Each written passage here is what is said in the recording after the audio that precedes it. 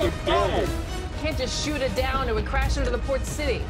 The launch of Ahsoka on Disney Plus has fans celebrating the return of a favorite animated character's return to live action.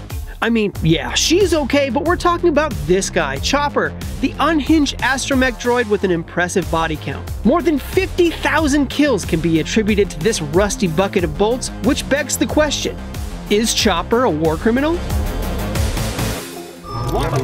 There's no droid quite like Chopper, and by that we mean he kills indiscriminately. He seems to do it to amuse himself, and on more than one occasion, he's killed a whole lot of people at once.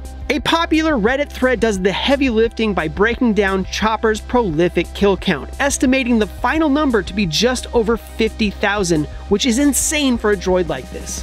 Here are some highlights. He blows up TIE fighters like nobody's business, including their human pilots. His biggest claim to fame was taking out an Imperial interdictor by sabotaging it and reversing its gravity well projectors so that when the imps powered it all up, well, this happened. And this happened. And also this.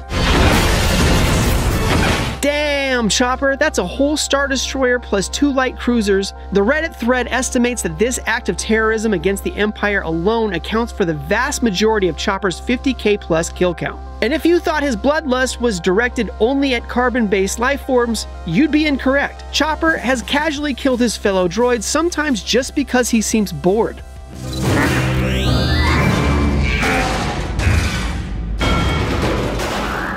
And if Chopper ran with any other crew than Hera and the Ghost crew, there's a great chance that his kill count might even be higher, as they've shut down his plans to do more damage on more than one occasion.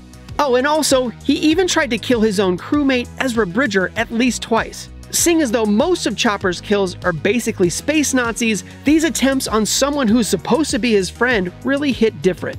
Anyway, so his kill count grand total is 50,016 kills according to the Redditor, broken down like so, and I quote, 19 confirmed direct kills, 49,997 estimated indirect kills by way of sabotage, at least 20 kills using explosives, and he killed other droids 4 times. Wow, 50,016 souls wiped off the galactic map thanks to a droid whose primary function is supposed to be keeping pilots alive. That's some faulty programming that would make even HAL 9000 raise an eyebrow. I mean, if he had eyebrows. Because he's a computer. Anyway, you get it. But Chopper isn't the only droid in Star Wars touched by a little bit of bloodlust. The saga is peppered with droids who all woke up and chose violence. Of course, you've got your battle droids and your super battle droids, droidekas and the like. These are droids that were created for war, and war involves killing, so we'd be remiss if we skipped over these guys. But none of them ever really stood out with major kill counts like our boy Chop. And that leads us to some honest-to-goodness killer robots like the IG series assassin droids like IG-88, who slaughtered an entire lab of droid makers pretty much the moment he was switched on shortly after the Clone Wars. Often rumored to be deadly, most of IG-88B's actual exploits remain in the Legends canon, but we do know that he was a feared bounty hunter during the Galactic Civil War. IG-11 is a similar droid who also made a living hunting bounties and being super up-to-date on subparagraph 16 of the Bondsman Guild waiver. IG-11 was also reprogrammed to first serve as a nanny droid to the Mandalorian foundling Grogu, and later basically serve as his personal mech and translator. Yes. Yes. Ooh, don't forget the assassin droid sent by Zam Wesell to assassinate Padme Amidala. We don't have any sense of the kill count this little droid has cooked up, but seeing as though this attempt was just the end of a comically long line of delegation, it would make sense that if there is a kill count here, it's not very high. Moving on, you can't forget 000 and BT-1 from the comics, appearing as ancillary characters in Dr. Aphra's original self-titled Marvel Comics run. 000 and BT are a lot like evil mirrors of C-3PO and R2-D2. Basically the same thing, except they love murder. Like a lot. And if we're talking about murderous versions of C-3PO, we can't leave out C-3PX from the Legends/EU timeline, who was a Golden Protocol droid just like the one Anakin Skywalker built, except he gets reprogrammed for murder. He even served Darth Maul for a time prior to the Clone Wars in the EU. C-3PX's new programming also made him pretty good at espionage, along with his penchant for hyperviolence.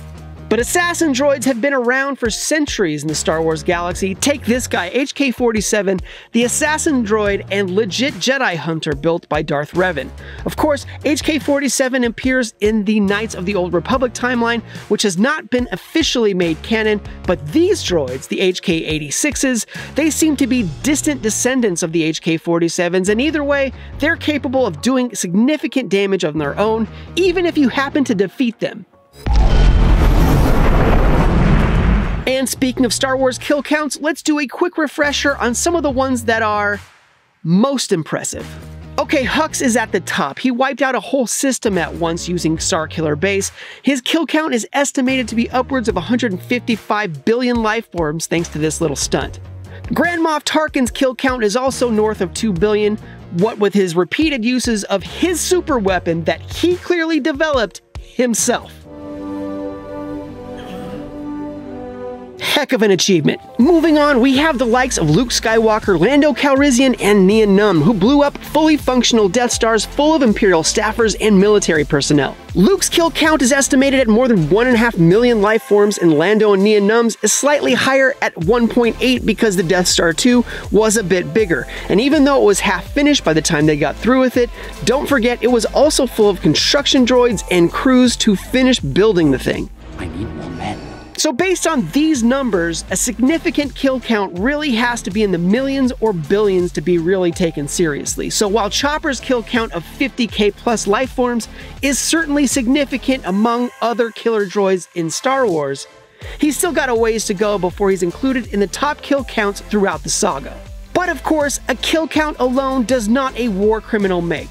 I mean, just ask Luke. So what's the verdict? Is Chopper a war criminal? I mean, kind of, but it's all relative to who's running the galaxy at any point in time, and at the time of the Ahsoka series, that's the New Republic, and they seem to be okay with it. I just said ask Luke, but no, seriously, go ask Luke. His kill count is in the millions, and nobody seems to have a problem with him just building a stone hut in the middle of nowhere so he can induct a bunch of young kids into his high-demand religion. That will probably wind up just fine. Point is, when prolific killers like Luke Skywalker are out walking around and celebrated for their unfathomable acts of violence, then it's going to be tough for anyone to give Chopper much grief for doing the same thing in the service of the same cause. So yes, probably an actual war criminal, but all of the rebels were war criminals. Chopper was just, I don't know, better at it. Anyway, what do you think? Is Chopper a war criminal? And who's the most prolific war criminal in all of Star Wars? Let us know in the comments. Anyway, thanks for watching, and for more Ahsoka, here's everything you need to know about this series if you didn't watch Rebels, so make sure to check that out, and don't forget to follow and subscribe to IGN wherever you like to watch.